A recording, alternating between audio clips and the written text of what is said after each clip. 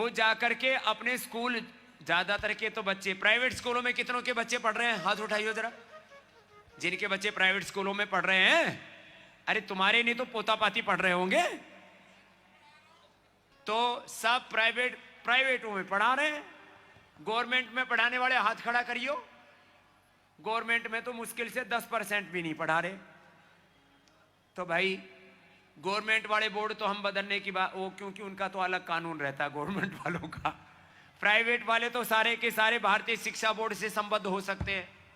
जो भारतीय शिक्षा बोर्ड से जुड़ेंगे उनके बच्चे किसी भी कहीं ट्रांसफर भी हो गया, कोई नौकरी में कहीं पर भी, किसी भी बोर्ड में भारतीय शिक्षा बोर्ड के विद्यार्थी का एडमिशन होगा। किसी भी महाविद्यालय में, किसी भी यूनिवर्सिटी में भारतीय शिक्षा बोर्ड से पढ़े हुए बच्चे का एडमिशन होगा। कोई भी कंपटीशन भारतीय शिक्षा बोर्ड का पढ़ा हुआ बच्चा ज्यादा अच्छे से क्लियर कर पाएगा। फिर दिक्कत क्या है तुमको?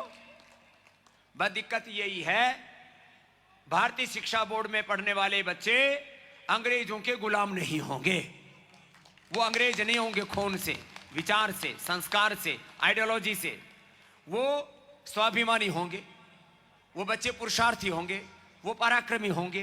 तो जब ऐसा बोर्ड बन चुका है और वहां आप अपने बच्चों को पढ़ा सकते हो, और उसमें एक बात और भी, थोड़ा एक दो तो हमने विषय थोड़ा अतिरिक्त रखे हैं, ये तो रखा ही है। और ये किस में पढ़ा रहे हैं? कोई बोझ नहीं है। ये सारे विषय हिंदी में जो कंटेंट है उसके अंदर ये डालेंगे। रामायण, महाभारत, भगवत गीता, पुराण, अपने पूर्वजों का इतिहास, किसमें? हिंदी में। इंग्लिश में डालेंगे, इंग्लिश पढ़ेंगे, लेकिन इस इंग्लिश में कंटेंट ये होगा। इंग्लिश पढ़ेंगे और इंग्लिश में अपने सनातन धर्म की शिक्षाएं लेंगे। उनकी भाषा, उनकी वोकेबलरी भी अच्छी होगी, उनकी लैंग्वेज भी अच्छी होगी, उनका नॉलेज भी अच्छा होगा। लैंग्वेज के साथ नॉलेज होगा। इंग्लिश में भी पढ़ाएंगे। सोशल साइंस और हिस्ट्री के नाम पर तो बहुत ही बखेड़ा कबाड़ा हो रखा है।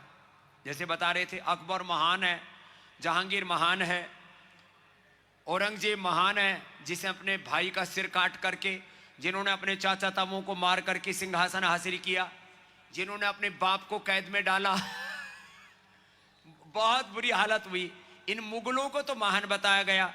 और महाराणा प्रताप का, छत्रपति शिवाजी महाराज का, ये तो आधुनिक इतिहास की मैं बात कर रहा हूं। भारत का सतयुग से लेकर, द्वापर से लेकर के, त्रेता से लेकर के कलयुग तक का जो स्वर्णिम इतिहास है, 18वीं शताब्दी तक भारत विश्व की सबसे बड़ी आर्थिक, राजनीतिक, सामरिक महाशक्ति रहा है 18वीं शताब्दी तक। लेकिन नहीं पढ़ाया जाता हमको। हमको क्या बताया जाता है हमारी शिक्षा में? भारत सपेरों का देश, जादू टोना, ढोंग, आडंबर, पाखंड, अंधविश्वास में, अंधेरे में जीने वाला देश। पाषाण युग बोला जाता है हमारे 18वीं शताब्दी तक को, पाषाण युग। इनके दिमाग में पत्थर पड़े हुए, क्योंकि हमको ऐसे ही सिखा गए मैकाले, और वही पढ़ा रहे अभी तक अपने बच्चों को। और यूं कहते हैं जी हमारे बच्चे जो है ना बेरोजगार घूम रहे हैं, हमारे बच्चे दारू पी रहे, हमारे बच्चे जो है दुराचार व विचार में फंस गए, हमारे बच्चे तो अपराधों में घिर गए, हमारे बच्चों को तो नौकरी नहीं मिल रही। अरे गुरुकुल में पढ़ोगे तो स्वामी रामदेव बनोगे। और